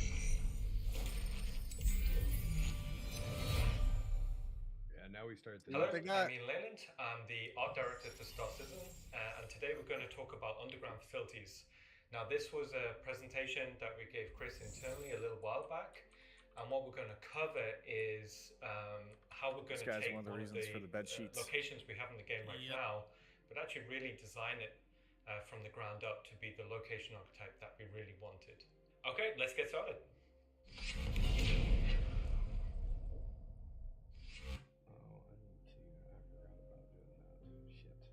let's talk about the original underground facilities. Now, the problem was we made these originally for the CitizenCon presentation demo, and the time we had wasn't enough to kind of take the location where we wanted it to be. Now, it kind of fits the current purpose. It's fairly small in scale. It gives a multi-room layout opportunity for FPS combat, but we always knew we wanted it to be able to scale, you know, small, medium, large, to accommodate maybe 60 minutes of gameplay time per location. That's what I want. I want like bigger raids. So how do we go about designing like a location archetype from the ground up? Yeah. So what we do is we split the location into like the a core Destiny areas style we want of to fucking visually raid develop. would be pretty Now, pretty for dope. underground facilities, the first thing we're looking at here is what we're calling Zone 1. So this is the presence on the landscape. So what we're looking at here is an example key art shot of what a medium-sized underground facility could look like. So dominant features that we're seeing here is a kind of a key spire. This is instantly where your player, you should be able to navigate towards. This could be like a corporate wing or an executive landing pad on the top. And then moving down, it's very important to be able to get the landing pads or the landing hangars quite close to the facility, because we wanted that experience as the player lands. They're not far off from the location, they're actually quite close, and you should be able to see a little FPS area where the player lands. Also, what we're seeing here is some visual justification at what might actually be going on. So you're seeing, you know, processing and tanks and supplies actually on the landscape there. Now, what I was saying before about it being a kind of a let us raid like a refinery station and steal all their shit. The silhouette like a manufacturing so you'd be able to station where you steal, recognize like, these. You go to her Yeah. As a location. Oh, steal a bunch of guns. Yeah, they're Oh, weapon manufacturing. Surface You steal a bunch entrances of as well. attrition. So we're actually thinking about Hell yeah. primary, secondary, and tertiary ways for the player to get into these And, it's locations. gonna be pretty depending wild on the if we can mission do that. scenario. So, like I said before, I think it'd be like cool, like executive pads at the top, real life, like got the main manufacturing, hangars in like the middle, and you know, like surface say entrances Monday, down there they're making below. attrition once. Now, moving on to the and then inside, after the Tuesdays, player's threes, and landed Thursday, through and hangars, Wednesdays, to be brought up fours, into the and so on main and so on. corporate reception. what would be Now, these are really gonna be quite cool interesting is if you because could do we'll be like able to a rebrand these depending almost like on corporate the espionage shit, right? manufacturer So of like the you start a location. mission That's where and it we'll, leads you to get this, a and lot all of a the sudden you get variety. to the point where But you this is find the out corporate there's presence convoys before the player headed to would a go certain down location, into and the then the bowels mission of the opens facility. up What we're and you seeing get here is, more people you know, in to just hit an that example location. of what a bearing reception could feel like. Now, moving into Zone 2, with it being an underground facility, the physical act of going underground, that's cool, right? So we wanted Zone 2 to be about the logistics of the player going up and down, and how we can make that cool visually, but also interesting from a player experience. So this is the transit, the elevator network. So we is that played ship? around with a few different ideas that into vehicle? this, and one of the things that we thought could be quite Is that like a interesting mule is on fucking the crack? elevator itself could be a mini It's a plane. Yeah. refueling So tanker. what we're looking at It here looks- is looked like. control room. It looks like idea that quite boom. early, what sort of scale vehicles That tells could be. that Now, shows me ultimately, as some we type didn't of go with this refueling idea. vehicle. It was, Is didn't kind really of fit the art style that we wanted. the vibe I but get it from had some that. pretty interesting ideas. So what we landed on here is something that we felt quite comfortable Look how with big it internally. is in Now, it's worth comparison to the noting mule. we're Look how big the designing mule these is in as that an setting. archetype first in a utilitarian art style. It's like triple the size In the of the future, mule. we'll expand out and do other art style variants. So what we're seeing here is the control room overlooking the main warehouse floor, and then this elevator should be big and clear enough for the player to understand, like that's where logistics will go up and down. And for the elevator itself, we wanted it to be its own play space. So on the top level, that's where containers will be shipped up and down. But maybe underneath it, there could be little nooks and crannies. If we wanted to stealth into the location, we'd be able to give opportunities for the player there. And down below, this is what the player would kind of see. So now they're really starting to get into the bowels of the facility. So echoing of that control room down below. But also, this is where we'll present the player with We're an like opportunity 3-4 to years away from choose this. the area they want to go. 4.0, Maybe this is cargoes supposed to to the come out left, in the 4.0 maybe patches. processing to the right, Nah, or maybe nah, technicals no way. up above. Nope. Part of that process of how title we of the design segment. is we look at No, I things know. from I the know what player's they point of view. said. So what we're Yeah, seeing yeah. here is pretty good indication about how the player would Yeah. exfiltrate I'd be from the very location. surprised if they actually So released a lot this of the along lines with are 4.0. leading towards the elevator because we want navigation stranger to shit be happen. as intuitive as possible. Moving on to zone 3, so this is the bowels of the facility. So these are going to be spaces that we've never really explored before. A lot of the locations in the game tend to be quite residential, but here we're going for something completely industrial. As a player, you want to feel like an ant almost to the location. The primary purpose is not for you to be walking around, so we dedicated spaces towards logistics, and we put kind of personnel walkways almost as a secondary element. So in this image, you're kind of seeing where, you know, big trucks could kind of go, but we've also got like little nooks and crannies for the player to kind of explore and go into. Now, as it being a location dedicated towards the moving of logistics, we wanted to explore and have fun with vehicles, right? So here we're seeing the mule kind of coming and going on one of these walkways. You know, maybe there's elevators. So on the right, what we're seeing is a ladder. So with all of these play spaces, as we were having fun and give me visual more exploring, logistics. we always kept Ladders. more ladders. to traverse through the scene. Also, as part of that, we wanted to think about verticality, so not just a linear direction of traversal, but also ways in which we could go vertically. So maybe there's the concept of a cargo elevator within the corridor. So kind of similar to how you'd see on a character be a little control room looking at the flight deck. Here you could kind of see something very similar. Maybe this ties into gameplay puzzles about how you could bring cargo in and out. You know, maybe as a player you're trying to steal some cargo out. There's tons of potential for how we could do puzzles in that regard.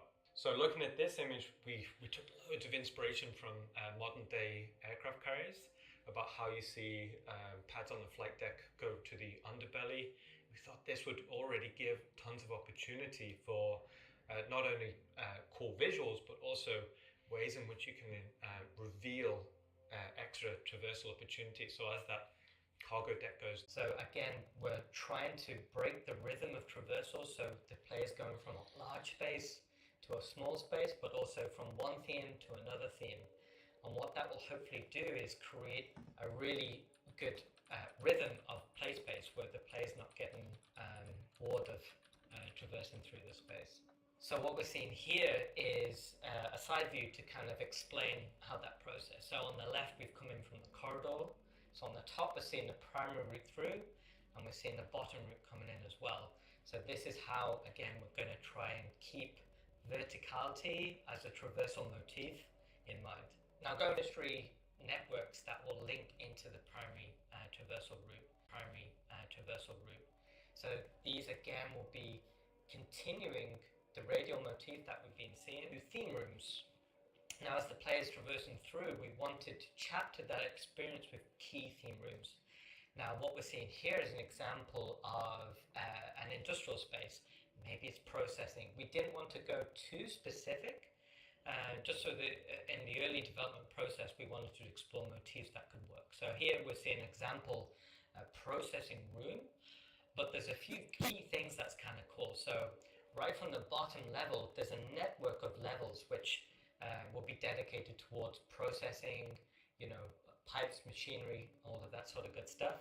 And then as we get higher up, we're seeing that very dominant kind of technical control wing suspended over the play space.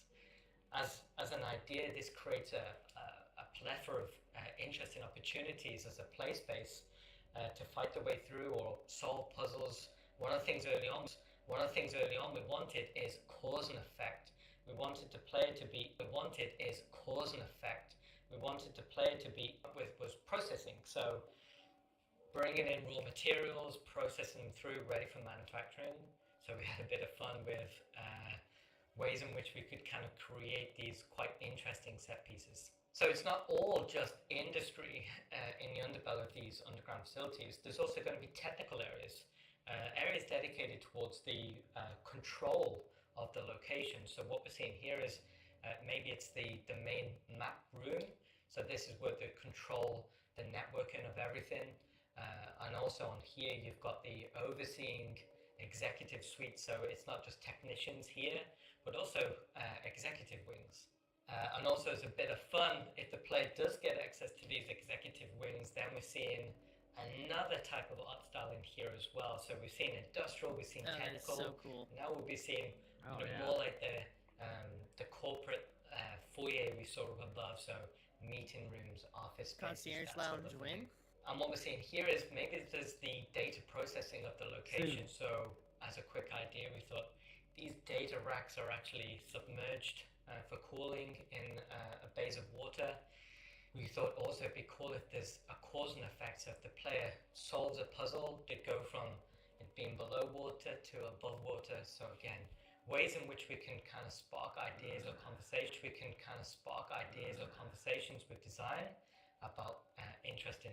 You know, with the roads kind of peter out, and as part of the roads, you know, maybe we can do some pretty cool layouts for the player to drive through. Something that's a little bit more invested than just man, a imagine straight taking line. one of the cyclones Now, as through there part with all of the that guns on it. transition period between Yeah. heavy industrial murking to all the exposed AI. cave, the equipment needed to create further UGF spaces, you know, maybe there's a large boring machine still there.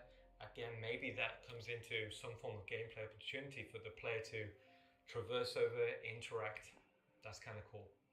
Also, as part of that, another opportunity to introduce a new element to the space could be, as we're transitioning towards more natural spaces, we can not only introduce different types of geology, but maybe we're introducing some form of liquid. So depending on the location, maybe it's on a certain planet, there could be like underground rivers, underground lakes, maybe it's lava, maybe it's acidic.